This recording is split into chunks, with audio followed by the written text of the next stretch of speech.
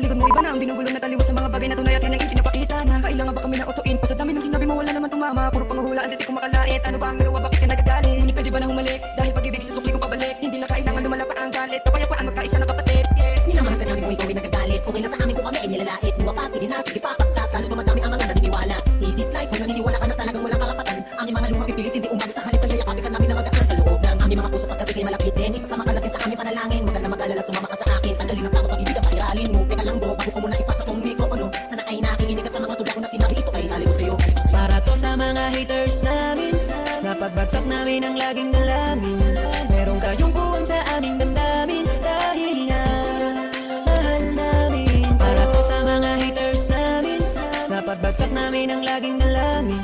Meron kayong buwang sa aming damdamin dahil nga mahal namin. Isa ka sa aming mga haters, ito para sa'yo, itong aking kapatid. Sana iyong mapatid, sana din na mapatid ang lobby. Kahit palagay mo sa amin ay tagilid. Dahil kayo ang dahilan kung bakit na mapayagpag namin dito. Taos puso naming tinatanggap ang panalait nyo. Salamat sa'yo.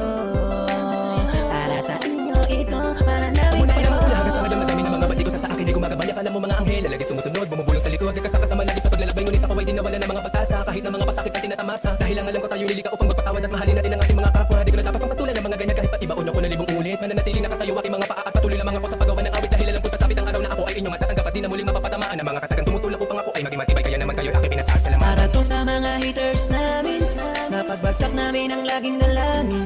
Meron tayong buwang sa aming damdamin